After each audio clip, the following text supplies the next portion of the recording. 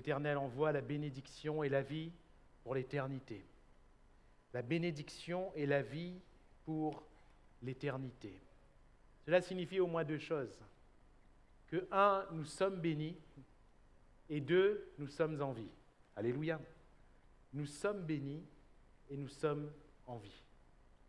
Peu importe ce qui nous arrive, mes frères et mes sœurs, nous qui appartenons au Seigneur, nous sommes bénis. Peu importe, vraiment, peu importe, tout ce qui peut nous arriver, nous sommes bénis. Quand nous songeons à ces hommes de Dieu, à leurs épreuves, à tout ce qui leur est arrivé, aux accablements, aux souffrances, aux pertes, et combien, au-delà de tout ce qui leur arrivait, leurs yeux étaient sur le Seigneur. Ils ne voyaient qu'une chose, la bénédiction de Dieu, celle qui surpasse ce qui est terrestre, ce qui nous entoure. Frères et sœurs, nous sommes bénis. Nous sommes bénis. Rien qu'en étant enfants de Dieu, nous sommes bénis. Et nous sommes en vie, car la vie de Dieu n'est pas conditionnée par ce qui nous arrive. La vie de Dieu n'est conditionnée que par notre foi. Mon juste vivra par la foi. Alléluia. Par la foi, pas par autre chose, par la foi. J'aimerais que l'on ouvre le psaume qu'on connaît le plus, qui est le psaume. C'est le psaume? Merci d'avoir répondu en chœur. C'est le psaume 23, oui. Psaume qu'on pourrait réciter presque par cœur. Mais on ne va rester que sur le verset 4, si vous voulez bien.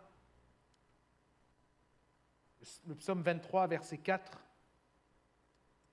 David va dire ceci: « Quand je marche dans la vallée de l'ombre de la mort, je ne crains aucun mal, car tu es avec moi. Ta houlette et ton bâton me rassurent. Amen. » Prions encore le Seigneur si vous voulez bien. Alléluia. Seigneur notre Dieu, nous voici devant toi et devant ta parole, ô Éternel. Et nous reconnaissons l'autorité, la suprématie de ta parole. Nous reconnaissons qu'elle est au-dessus de tout homme. Nous reconnaissons que c'est par elle que tu as créé le monde que l'on voit. Que c'est par elle que tu agis encore dans le cœur des fils des hommes qui se tournent vers toi et qui croient en toi. Et alors que nous nous tournons nous-mêmes vers toi, en croyant en toi, Seigneur, ta parole peut agir en nous ce soir, pour nous transformer, pour nous guérir, pour bouleverser les choses, Seigneur, créées par ta parole, dans le nom de Jésus-Christ. Amen. Gloire à Dieu. Quand je marche dans la vallée de l'ombre de la mort, je ne crains aucun mal, car tu es avec moi. Alléluia. En vous disant cela, je viens juste de voir un moustique passer devant moi. Mais je dis, je ne crains aucun mal. Voilà. Il faut beaucoup de foi aujourd'hui pour les yeux devant un moustique. Hein. Je ne crains aucun mal, car tu es avec moi. Qu'est-ce qui va faire la différence? Qu'est-ce qui va faire la différence dans notre vie? Qu'est-ce qui va faire qu'on va marcher ici quand je marche, même dans la vallée de l'ombre de la mort? Qu'est-ce qui va faire que je ne vais pas craindre? Qu'est-ce qui va faire que je serai rassuré? Car tu es avec moi. Car tu es avec moi. Ta houlette et ton bâton me rassurent. Le fait et le seul fait que le Seigneur soit avec nous, voilà ce qui fait la différence. Le fait et le seul fait que le Seigneur soit avec nous. Mes frères et mes sœurs, on a, et je ne dis pas que c'est mauvais en soi, toutes sortes de méthodes aujourd'hui, toutes sortes de méthodes. Si on veut perdre du poids, il y a des méthodes. Hein? Si on veut faire un régime, il y a des méthodes. Hein? Je n'ai pas tout essayé, mais ça n'a pas marché. Si, on veut monter un mur, il y a des méthodes. Aujourd'hui, les gens sont de plus en plus bricoleurs par eux-mêmes. Bon, il ne faut pas trop regarder au résultat après, mais voilà. Il y a des méthodes. Il y a des méthodes. Et on donne de plus en plus de méthodes. Nous sommes dans un monde de méthodes, avec de nouvelles professions qui germent ça et là, qui s'appellent des coachs. Des coachs. Alors il y a des coachs de sport, il y a des coachs de bien-être, il y a des coachs en diététique, il y a des coachs partout. Pourquoi? Pour avoir des méthodes. Des méthodes. Même dans le monde évangélique, on en a parfois même des prédicateurs qui nous proposent des méthodes. Des méthodes. Des méthodes, pour se débarrasser de ce qui est mal. Des méthodes pour vivre saintement. Des méthodes pour, si on est lié par un péché, pour s'en sortir. Je ne dis pas que c'est mauvais en soi. Mais David ne dit pas ici « je ne crains aucun mal parce que j'ai trouvé une bonne méthode ». David dit « je ne crains aucun mal car tu es avec moi ». Alléluia. Et on dirait qu'on veut de plus en plus déprécier la présence de Dieu. Qu'on veut de plus en plus la remplacer par autre chose. De plus en plus. On voudrait la substituer, voire la compléter, comme si que la présence de Dieu ne suffisait pas. Comme si qu'on disait à Dieu, Dieu, tu es avec moi, oui, mais ça ne suffit pas, j'ai besoin de plus. J'ai besoin d'autre chose. Est-ce que nous savons de quoi nous parlons? David dit, je ne crains aucun mal, car tu es avec moi. Ce psaume commence par « L'Éternel est mon berger, je ne manquerai de rien ». Et David affiche un message clair qui, mes frères et mes sœurs, est le centre du message biblique. Dieu avec nous. Alléluia. Dieu avec nous. Ta présence. Ta présence. Depuis le départ, Dieu crée l'homme à son image, à sa ressemblance, pour un seul but. Un seul. Il n'y en a pas 10 000. Un seul but, un seul, je vous le donne en 1000. C'est que l'homme soit avec lui. Alléluia. C'est que l'homme soit avec lui. C'est qu'il ait un vis-à-vis pour partager sa communion. Pourquoi est-ce que tu es sur terre? Pourquoi est-ce que je suis sur terre? Pour être avec Dieu. Alléluia. Pour être avec Dieu.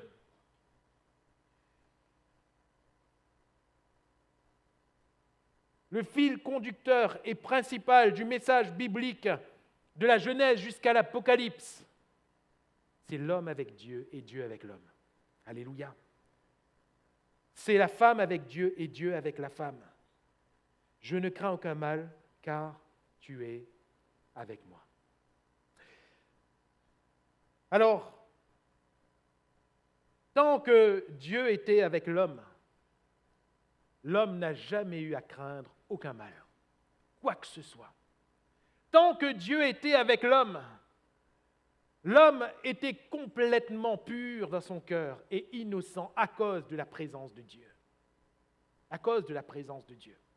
Tant que Dieu était avec l'homme, il y avait une parfaite harmonie sur la terre, et en l'occurrence ici dans ce jardin d'Éden, une parfaite harmonie. Tant que Dieu était avec l'homme, il y avait une parfaite entente entre l'homme et sa femme, entre la femme et son mari, une parfaite entente. Tant que Dieu était avec l'homme, tout était beau, tout était bien, tout était parfait. Avec une seule condition, une seule. Tu es avec moi, Seigneur. Alléluia. Tu es avec moi. Tu es avec moi. C'est la raison de notre existence. C'est l'essence même de ce que l'on est. Nous sommes sur la terre pour être avec Dieu et pour que Dieu soit avec nous. Il n'y a donc pas de méthode. Il n'y a pour vous et moi qu'une réalité à vivre de manière certaine, de manière certaine. Cette réalité, c'est moi avec lui et lui avec moi. C'est une réalité à vivre. De telle sorte que lorsque David va dire ici « L'Éternel est mon berger, je ne manquerai de rien. Quand je marche dans la vallée de l'ombre de la mort, je ne crains aucun mal, car tu es avec moi. » Ce n'est pas de la poésie. Ce n'est pas de la poésie. Ce n'est pas faire de belles phrases pour les belles phrases. Ce n'est pas faire quelque chose. Non, non. Vous savez, il y a parfois des auteurs, même en termes de chant, puisqu'ici c'est un cantique, même en termes de chant, il y en a qui s'assoient sur leur bureau avec leur stylo et leur papier et qui se disent « Comment est-ce que je vais faire de belles phrases ?» Ce n'est pas ici le cas de David. Certes, il compose des chants, mais ce qu'il dit est réel. Et quand il dit « Je ne crains aucun mal, car tu es avec moi », c'est ce qu'il vit. Dieu est avec lui. Alléluia. Dieu est avec lui. Mon frère, ma sœur, à ce stade, j'aimerais faire résonner cette question sur notre cœur à tous, sur ton cœur, sur mon cœur. Est-ce que Dieu est avec moi? Est-ce que Dieu est avec moi? David disait, tu es avec moi. Alléluia. Est-ce que Dieu est avec moi? Est-ce que Dieu est avec moi? Merci Seigneur pour tout ce que l'on fait de bien. Mais est-ce que Dieu est avec moi parce que je fais le bien? Merci Seigneur pour la Bible que je lis, les prières que je prie, les chants que je chante, les cantiques. Mais est-ce que Dieu est avec moi? Est-ce que tout ce que je viens de dire conditionne la présence de Dieu avec moi? Ou si vous préférez, quand Dieu est-il avec moi? Quand Dieu est-il avec moi? La Bible répond à cette question. Le prophète va déclarer ceci: l'Éternel est avec nous quand nous sommes avec lui. Alléluia. L'Éternel est avec nous quand nous sommes avec lui. Si je suis avec Dieu, Dieu est avec moi. Si je ne suis pas avec Dieu, Dieu n'est pas avec moi. Ça implique quoi? Ça implique quoi? Qu'il faut, moi, être dans la présence de Dieu.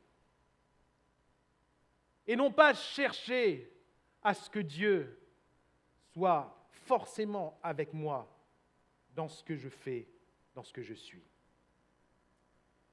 Quand je marche dans la vallée de l'ombre de la mort, je ne crains aucun mal, car tu es avec moi. Quel homme prononce ces paroles? David, on l'a dit, David, cet homme qui à un moment donné va avoir une grande crainte. Une grande crainte. Quand son péché va être dévoilé, quand il va faire ce qui va permettre aux ennemis de l'Éternel de blasphémer, c'est Nathan qui va le dire, tu as fait blasphémer les ennemis de l'Éternel. Quand il va commettre l'irréparable, car le salaire de ce qu'il a commis a été la mort de son premier-né, qui n'avait rien demandé, qui était venu au monde, mais qui n'avait rien demandé. Cependant, il faut bien comprendre que ce n'est pas Dieu qui a voulu le mal et la mort de ce premier-né, c'est la conséquence de son péché. Mes frères et mes sœurs, doit-on le rappeler? Le salaire du péché, c'est la mort. Ce n'est pas le salaire que Dieu donne, c'est le salaire du péché. C'est le salaire que le péché donne. Le salaire du péché, c'est la mort. Quand David s'est senti comme à découvert, quand le Seigneur a dévoilé et le péché et le jugement de ce péché, quelle va être sa prière, David? David ne va pas être comme Saül. Il ne va pas dire, arrange les choses, Seigneur. Dans sa prière, il ne va pas dire, Seigneur, c'est vrai, j'ai mal agi, mais gomme les choses, arrange les choses. Saül, qu'est-ce qu'il va dire à Samuel? D'accord, j'ai mal agi. Bon, allez, on oublie. Viens avec moi devant le peuple. Bénis-moi devant le peuple. Ce qui l'intéressait, c'était son image. Ce qui l'intéressait, c'était ce qu'on allait dire de lui. C'était même plus ce que l'Éternel était en train de dire de lui. C'est même plus ça. Ce qui se passait dans le ciel le concernant ne l'intéressait même plus, alors que ça devrait nous intéresser premièrement. Premièrement. Lui, ça ne l'intéressait plus. Samuel, d'accord, j'ai péché, d'accord, j'ai mal agi. Bon, on oublie ça vite. Viens, bénis-moi. Bénis-moi. Bénis-moi. Mais quelle va être la prière de David? Ô Dieu, châtie-moi. S'il le faut, châtie-moi. Mon péché a un salaire. S'il le faut, châtie-moi. Mais ne me retire pas ta grâce. Et ne me retire pas ton Esprit Saint. Alléluia. David avait compris, même dans son péché, que ce qui était essentiel, c'était la présence de Dieu. Et que si Dieu quittait son cœur, si l'Esprit de Dieu le laissait, il était perdu. Perdu. Même si sur la terre des hommes, il était encore roi. Il était toujours roi, oui ou non? Oui. Il avait toujours sa couronne royale. Il avait toujours son palais. Il avait toujours sa notoriété, le respect des autres, l'honneur des autres, il avait toujours. Mais il savait qu'il pouvait tout avoir. Il savait qu'il pouvait avoir tout ça. Mais si Dieu n'était plus avec lui, il était perdu. Alléluia. Mes frères et mes sœurs, on peut tout avoir. On peut tout avoir. On peut tout gagner. On peut gagner des biens. On peut gagner bien des richesses. On peut gagner le respect. On peut gagner des procès. On peut gagner dans des arguments. On peut remporter. Oui, on peut tout gagner. Mais si Dieu n'est plus avec nous, on est perdu. Perdu. Perdu. Et c'est ce que David a ressenti dans son cœur. Quand il a péché contre Dieu, il s'est senti vide de Dieu. Et il va dire, ne me retire pas ta grâce. Ne me retire pas ton Esprit Saint. Alléluia. Qu'est-ce qui importe pour nous aujourd'hui, en 2025, à nous chrétiens, mes frères et mes sœurs? Qu'est-ce qui nous importe? Vous savez, à partir du moment où c'est la présence de Dieu qui importe plus que tout, les choses changent. Les choses changent radicalement. Notre vision change. Nos centres d'intérêt changent. Tout va changer. Vous allez voir, nos paroles changent. Nos prières même vont changer. Tout va changer si c'est la présence de Dieu que nous voulons par-dessus tout. Quand je marche dans la vallée de l'ombre de la mort, je ne crains aucun mal, car tu es avec moi. Ta houlette et ton bâton me rassurent.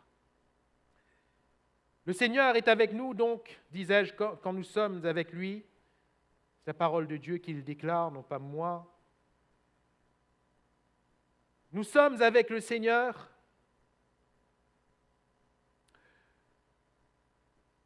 Lorsque, premièrement, nous enlevons de nos vies tout ce qui nous sépare de lui.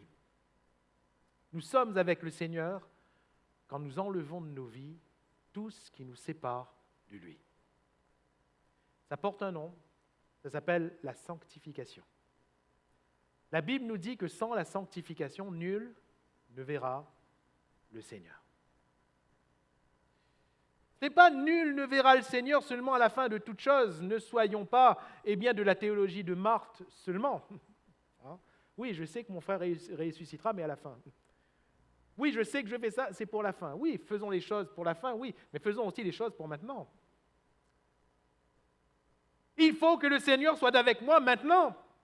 Alléluia. Il faut que le Seigneur soit dans ma vie maintenant. Il faut que le Seigneur soit dans mon couple maintenant. Il faut que le Seigneur soit dans ma famille maintenant. Ce n'est que lui, qui pourra glorifier son nom comme il le faut. Mais pour ce faire, il me faut sanctifier son nom dans ma vie. Vous serez saints, va dire le Seigneur, car je suis saint. Alléluia. Et David savait qu'il devait impérativement, là, à partir de ce point-là, il devait changer de voie. Vous savez, arrivent des moments qui sont des moments clés. des étapes de nos vies où nous devons impérativement faire le bon choix, choisir la bonne voie. David, en l'occurrence, quand il a péché, il est tombé. C'est ce qui s'est présenté à lui et c'est ce qu'il a pris. Il a vu cette femme, il l'a convoitée et il s'est enfoncé dans son péché. Il a fait venir la femme, il a commis adultère avec la femme est tombée enceinte, il a fait tuer le mari de la femme, etc. etc. Il s'est enfoncé, jusqu'à ce que la parole de Dieu résonne. Et Nathan va venir. Et Nathan va lui parler de la part de Dieu. Et là, il y avait un choix à faire. Il y avait un choix à faire. Et si nous restons dans cette comparaison avec Saül a commencé par offrir le sacrifice alors que ce n'était pas à lui de le faire. Saül ensuite va désobéir volontairement à la parole de Dieu qui lui avait demandé de dévouer par interdit les Amalécites, tout le peuple, tout ce qu'il y avait. Lui, il avait gardé ce qui était meilleur sur le plan des richesses, des troupeaux, même des femmes. Il avait gardé certaines choses alors que Dieu lui avait demandé de tout dévouer par interdit. Et la parole de Dieu est venue par Samuel. Très, très, très souvent, quand la parole de Dieu va nous interpeller, mes frères et mes sœurs, c'est pour un choix. C'est pour un choix. Ou on choisit de changer, vite, tout de suite, ou on choisit de rester comme on est. David aurait pu dire « Non, je reste et je m'enfonce encore plus ». David aurait pu dire « Nathan, c'est moi le roi, tais-toi ». David aurait pu faire tuer Nathan. Plus tard, dans l'histoire des rois d'Israël, il y en a qui vont faire tuer les prophètes qui les dérangeaient. Et même dans le Nouveau Testament, Hérode va faire enfermer Jean-Baptiste et qui va finir par être décapité. Pourquoi ? Parce que Jean-Baptiste lui disait « Il ne t'est pas permis de prendre la femme de ton frère ». Vous voyez, quand la parole de Dieu résonne, on a un choix à faire. Un choix. Soit on va s'enfoncer davantage, soit on change de voie. David va choisir de changer de voie. Alléluia. David va choisir de sanctifier le Seigneur. David va choisir de faire demi-tour. Ça s'appelle se repentir. Ça s'appelle se convertir. Se tourner. Se tourner. Et en choisissant de faire demi-tour, David choisit la présence de Dieu plutôt que l'orgueil du péché. David choisit la présence de Dieu plutôt que l'orgueil de la royauté. Il va s'abaisser, il va s'humilier, s'abstenant de nourriture et allant se prosterner devant le Seigneur, supplier, être à terre. C'était devant Dieu qu'il était à terre, ce n'était pas devant les hommes. Il va s'humilier. Quel choix voulons-nous faire ? Quel choix voulons-nous faire ? Mon frère, ma sœur, n'est-il pas temps de changer de voie ? N'est-il pas temps d'enlever définitivement ce qui nous sépare de Dieu ? Oh, tout à l'heure, on a chanté ce chant « Pour ta gloire, je ferai tout ». La gloire de Dieu, c'est la présence de Dieu. Alléluia. Quand il est dit que la gloire de Dieu a rempli le temple, c'est Dieu lui-même qui s'est tenu dans ce temple. Les sacrificateurs ne pouvaient pas entrer. C'est Dieu lui-même. Pour ta gloire, je ferai tout. C'est bien, mais est-ce que c'est vrai ? Est-ce que c'est vrai ? Faire tout, c'est premièrement enlever de nos cœurs tout ce qui est impur, tout ce qui ne convient pas à la présence sainte de Dieu. C'est clair, mes frères et mes sœurs, où c'est Dieu, où c'est le péché, où c'est Dieu, où c'est l'impureté. À nous de choisir. À nous de choisir. Où c'est Dieu, où c'est la convoitise. Où c'est Dieu, où c'est la méchanceté. Où c'est Dieu, où c'est la dureté. À nous de choisir. À nous de choisir.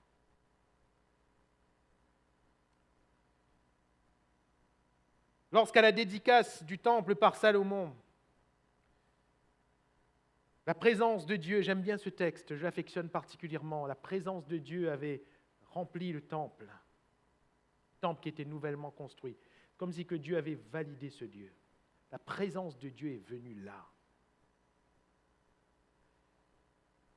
Le préalable et ce qui a suivi, cette présence de Dieu qui remplit le temple, est merveilleux. La présence de Dieu avait rempli le temple parce que les sacrificateurs s'étaient sanctifiés. La présence de Dieu avait rempli le temple parce qu'ils avaient mis l'arche de l'Alliance à la place où elle devait être. Et l'arche de l'Alliance, le texte nous précise qu'elle ne contenait que les tables de la loi. Et pendant que les sacrificateurs faisaient le service, la présence de Dieu, la nuée est descendue. Cette nuée qui conduisait le peuple dans le désert, la nuée est descendue dans le temple. Alléluia. Dans le temple, les sacrificateurs étaient obligés de sortir car la présence de Dieu était là. Et tout de suite après, il nous est dit que le roi se tourna vers le peuple. Les regards du roi ont été sur le peuple, synonyme de faveur et de bénédiction. Et le peuple s'est tenu debout. Alléluia. Un peuple debout, c'est un peuple sur lequel les regards du roi se posent. Alléluia. Un peuple debout, c'est un peuple sur lequel la gloire de Dieu rayonne. Parce que les sacrificateurs s'étaient sanctifiés et que l'arche de l'Alliance était à sa place. Je ne crains aucun mal, car tu es avec moi. L'homme qui parle ici, c'est l'homme qui a su faire le bon choix au bon moment et qui a refusé de s'enfoncer dans le mal. Alléluia. Deuxièmement, l'homme qui parle ici, c'est non seulement l'homme qui va enlever tout mal de sa vie et de son cœur, mais c'est aussi l'homme qui va refuser de porter la main sur celui qui lui voulait du mal. C'est beau parce que ce David qui dit « l'Éternel est avec moi » avait la possibilité à de multiples reprises de se venger de ses ennemis. À de multiples reprises. Que ce soit Saül, c'est le premier, c'est le plus important, le roi d'Israël, qui le poursuivait pour le faire mourir, David va dire « Je ne porterai pas la main sur loin de l'Éternel. Je ne porterai pas la main sur loin de l'Éternel. » Non, non. Pourtant, Saül l'a poursuivi. David va dire « Pourquoi est-ce que tu me poursuis comme une perdrix dans le désert ?» Saül va le poursuivre comme un chasseur qui court après sa proie. C'est difficile quand quelqu'un nous poursuit, quand quelqu'un nous pourchasse. C'est difficile quand quelqu'un nous veut du mal. Et quand ce quelqu'un, c'est quelqu'un qui a notre estime. C'est difficile. Quand quelqu'un pour qui on a un grand respect, ce quelqu'un tout d'un coup se lève contre nous, c'est difficile. C'est ce que David va connaître. Mais cependant, quand Dieu va lui donner l'occasion, les soldats à côté de lui, vas-y, Père, l'Éternel te permet de te venger aujourd'hui de tes ennemis. C'est l'Éternel qui te donne cette occasion. C'est vrai, c'était le Seigneur, vraiment. Mais non pas pour qu'il tue Saül, c'était plutôt pour voir ce qu'il allait faire. Et dans cette occasion, David ne va pas porter la main. Dans une deuxième occasion, il ne va pas porter la main. Quand Nabal, cet homme au cœur dur, va refuser de lui donner de la nourriture alors que lui avait fait du bien à Nabal, avait protégé ses biens, David s'était mis en marche pour se venger de Nabal, pour faire périr Nabal et toute sa maison.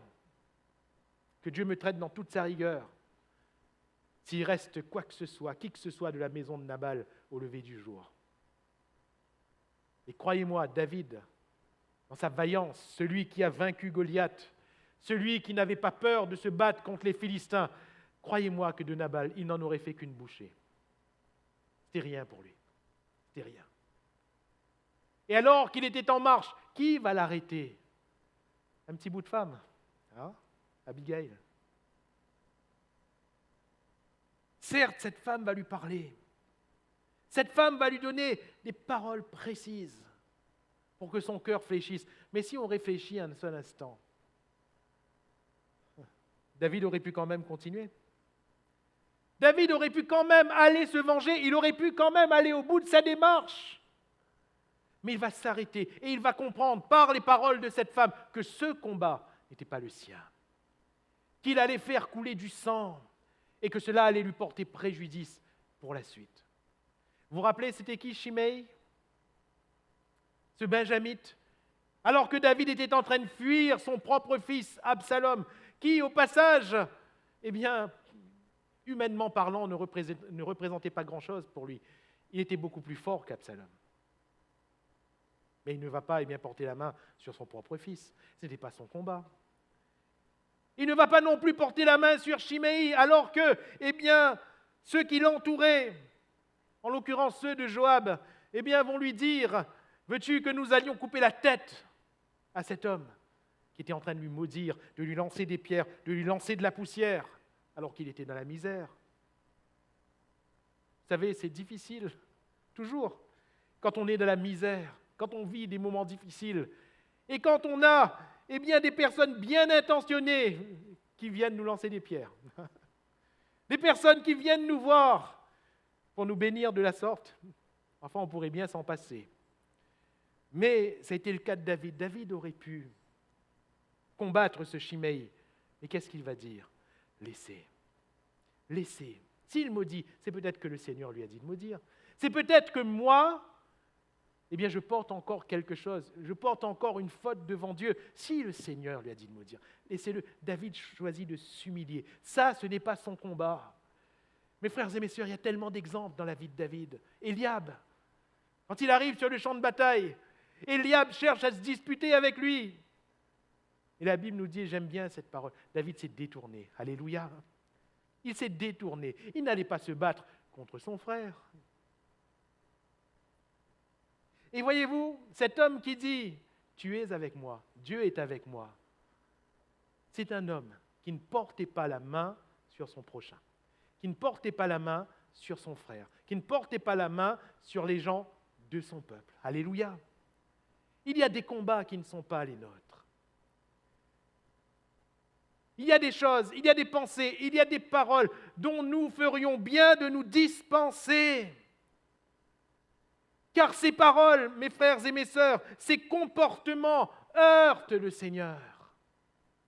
Heurtent le Seigneur. Quand on calomnie, quand on médit, quand on dit ce qu'il ne faut pas dire sur son prochain, sur son frère, sur sa sœur, cela heurte le Seigneur. C'est l'Esprit de Dieu qui est attristé, est-ce que vous comprenez? Dimanche dernier, pour ceux qui étaient là, on a parlé du pardon. Et il vaut mieux 1000 fois, 10 000 fois, 1 million de fois, il vaut mieux pardonner. Plutôt que de concevoir du mal, de dire du mal, de chercher à rendre le tort que l'autre nous a fait. La parole nous dit, ne rends pas le mal par le mal, mais surmonte le mal par le bien. Alléluia. Je ne crains aucun mal, car tu es avec moi. Tu es avec moi. Troisièmement, la présence de Dieu dans nos cœurs.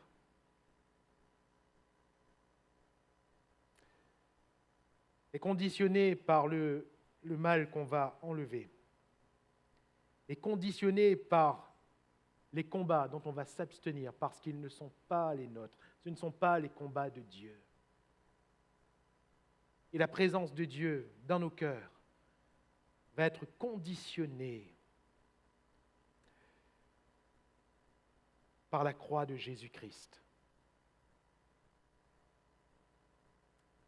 Quand Jésus vient sur la terre des hommes, il porte un nom. On lui donnera le nom d'Emmanuel, qui signifie Dieu avec nous. Alléluia. Qui signifie Dieu avec nous. Pourquoi? Parce que le ministère de Christ est de nous réconcilier avec Dieu. Ou si vous préférez, de permettre à ce que la présence de Dieu soit à nouveau dans notre cœur. On revient sur ce que l'on disait tout à l'heure. La présence de Dieu était là avec l'homme. Adam et Ève étaient heureux, et ils n'étaient heureux qu'à cause de la présence de Dieu. J'attire toute votre attention là-dessus. Adam et Ève n'étaient heureux qu'à cause de la présence de Dieu. Une étude toute simple des récits depuis la Genèse jusqu'à l'Apocalypse nous montre clairement que l'homme n'est heureux qu'à cause de la présence de Dieu. Qu'à cause de la présence de Dieu. Ce qui est dommage, c'est qu'on va chercher tellement d'autres choses. On est tourné vers tellement d'autres choses, alors que la présence du Seigneur, ça suffit. Alléluia. Ça suffit. Qu'est-ce qui a fait que la présence de Dieu n'a plus été là? Qu'est-ce qui a fait que tout d'un coup, l'homme et la femme, leurs yeux s'ouvrirent et ils virent qu'ils étaient nus? On était à la réunion de jeunesse, non pas vendredi dernier, mais vendredi d'avant, on a partagé cela ensemble. Qu'est-ce qui a fait que leurs yeux s'ouvrirent? Ce n'est pas que tout d'un coup, ils ont remarqué qu'ils étaient nus. Pas du tout. La Bible nous dit bien qu'ils étaient nus et ils n'en avaient point honte. Quand il est dit que leurs yeux s'ouvrirent, ce n'est pas qu'ils ont découvert qu'ils étaient nus, pas du tout. C'est que leurs regards ont changé. Avant, leur état ne leur posait pas de problème. Et là, tout d'un coup, leur état leur posait problème. Et ce n'était pas en soi la nudité, c'était le péché et la honte du péché. Leur regard a changé. L'homme et la femme ont changé à partir du péché. Et comme je le disais aux jeunes, Adam, au départ, quand il a vu Ève, qu'est-ce qu'il a dit? Ah, voilà la chair de ma chair, les os de mes os. Ah, ma chérie, mon amour. Il a vu la plus belle créature. Il a vu celle dont il avait besoin, celle qui allait être à ses côtés, celle qui allait le compléter. Faire un avec lui.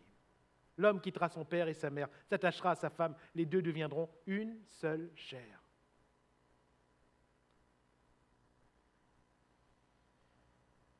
À partir de Genèse 3, quand le péché est venu, et que Dieu vient voir l'homme en disant « Qu'est-ce que tu as fait? Est-ce que tu as pris de l'arbre dont je t'avais défendu de prendre ?» Qu'est-ce qu'il va dire l'homme? Qu'est-ce qu'il va dire? Est-ce que dans son cœur, il va avoir la même chose? Chair de ma chair, os de mes os. Non, non. Regarde le Seigneur, dit ça, Lisa. Cause avec lui, ça, Lisa. Et c'est terrible les paroles qu'il va dire. D'ailleurs, c'est affiché, la femme que tu as mise auprès de moi. C'est plus la chair de ma chair. C'est plus les os des os. La femme. Ça, Ali, ça, Seigneur. Cause avec lui. Ali la faute, ça. Ali la faute. Analysons un petit peu les choses. N'est-ce pas ce qui se passe exactement en nous? Quand il nous arrive un problème, soyons honnêtes, frères et sœurs. Soyons honnêtes. Ah chérie, je t'aime. Ah, un point plus que où. Ah. Puis arrive un problème. C'est votre faute, ça. Ça, où ça? Tout de suite, on dirait que c'est la faute de l'autre. Tout de suite. Parfois, même si on connaît en nous-mêmes c'est notre faute, c'est forcément la faute de l'autre. Forcément, on nous va analyser parce qu'à un moment donné ou à un autre, c'est où l'a fait? À un moment donné ou à un autre, on est comme ça. On est comme ça. Ça vient de quoi? Ça vient du péché. Et le péché a fait quoi fondamentalement? Fondamentalement. Et qui a fait que l'homme a changé? La présence de Dieu est sorti. Alléluia. La présence de Dieu. L'harmonie n'est plus là. La paix n'est plus là. Dieu ne reste pas où le péché entre. Dieu ne reste pas. Quand la méchanceté est montée dans le cœur de l'homme, dans Genèse 6, qu'est-ce que Dieu va dire? Mon esprit ne contestera pas sans cesse dans l'homme. Je ne vais pas forcer les choses. Si l'homme veut rester dans son péché, il restera. Moi, je ne vais pas forcer les choses. Sous-entendu, si l'homme veut rester comme il est, je vais sortir. Je vais sortir. Le désastre est là. Le malheur est là. Et l'homme pêche. Et l'homme retourne dans son péché. Et l'homme retourne encore dans son péché.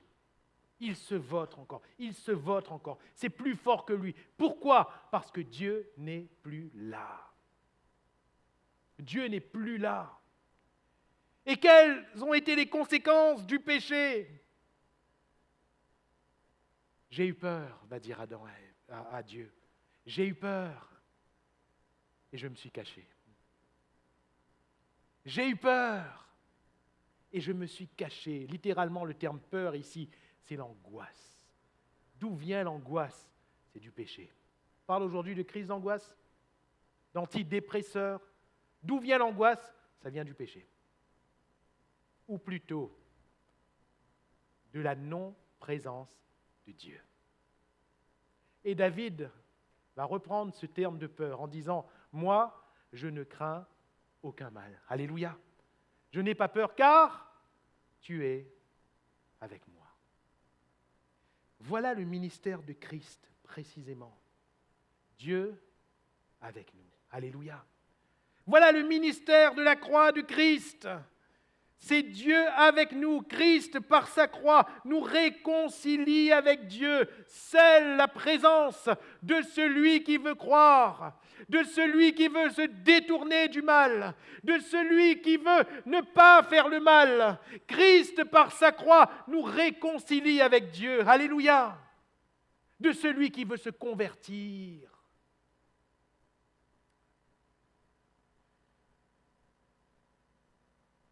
Le simple fait de se détourner du mal, le simple fait d'enlever de nos vies ce qui ne le glorifie pas, le simple fait de ne pas porter la main sur le péché, ne rend pas Dieu débiteur vis-à-vis de nous.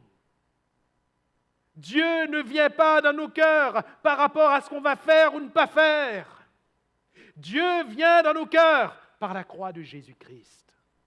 Alléluia. La croix de Jésus-Christ. Et le cheminement, il est là. Je dis bien cheminement, je ne dis pas méthode. La voie, elle est là. Le chemin, il est là. C'est avant que Jésus ne soit présenté dans son ministère que Jean-Baptiste vient et que Jean-Baptiste va dire « Repentez-vous ». Alléluia. Ce n'est pas après la croix de Jésus, c'est avant. Repentez-vous, car le royaume de Dieu est proche. Alléluia. La croix de Christ est pour ceux qui se repentent.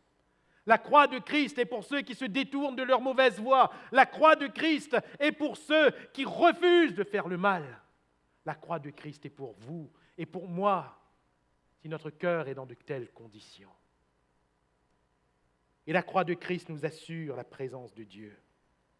Et quels en sont les bénéfices? Quand je marche dans la vallée de l'ombre de la mort, c'est pourtant la vallée de l'ombre de la mort, mais David marche quand même. Alléluia. C'est beau de voir des chrétiens marcher dans la vallée de l'ombre de la mort. C'est beau de voir des jeunes hommes, des jeunes filles marcher dans la vallée de l'ombre de la mort. C'est beau de voir des couples, mari et femme, femme et mari. C'est beau de voir, vous voyez bien, je précise, hommes et femmes, mari et femme qui marchent ensemble dans la vallée de l'ombre de la mort. Alléluia. Parce qu'il y a des couples que la vallée de l'ombre de la mort divise aujourd'hui. C'est dommage, c'est un grand dommage. La vallée de l'ombre de la mort ne doit pas nous diviser. La vallée de l'ombre de la mort, la difficulté noire, doit au contraire nous souder l'un à l'autre. C'est beau de voir des personnes âgées marcher encore dans la vallée de l'ombre de la mort. Et comment fait-il pour marcher dans la vallée de l'ombre de la mort? Je ne crains aucun mal, car tu es avec moi. Alléluia. Tu es avec moi. Voilà ce qui fait toute la différence. Dieu avec nous. Alléluia. Nous sommes dans un week-end de baptême. Et demain après-midi, vous verrez le visage de ces personnes qui ont fait le choix du Dieu avec nous, qui ont fait le choix de l'Emmanuel. Ces personnes qui sont venues au Seigneur et qui ont cru. Ces personnes, parmi elles, il y en a certains qui se sont éloignés et qui sont revenus, en ayant soif que d'une seule chose, Dieu avec nous. Alléluia. Dieu avec nous. Dieu avec nous. Emmanuel. Profite pour dire que ces candidats, dans quelques instants, dans quelques secondes, pourront aussi se lever avec les baptisés et prendre le repas du Seigneur, car nous sommes dans ce week-end de leur baptême et de leur engagement. On pourra glorifier Dieu ensemble comme la famille du Seigneur. Et mes frères et mes sœurs, Dieu avec nous. Et si Dieu est avec nous, qui sera contre nous? Je ne crains aucun mal. Alléluia. Les choses peuvent aller tellement mal, mais je ne crains aucun mal.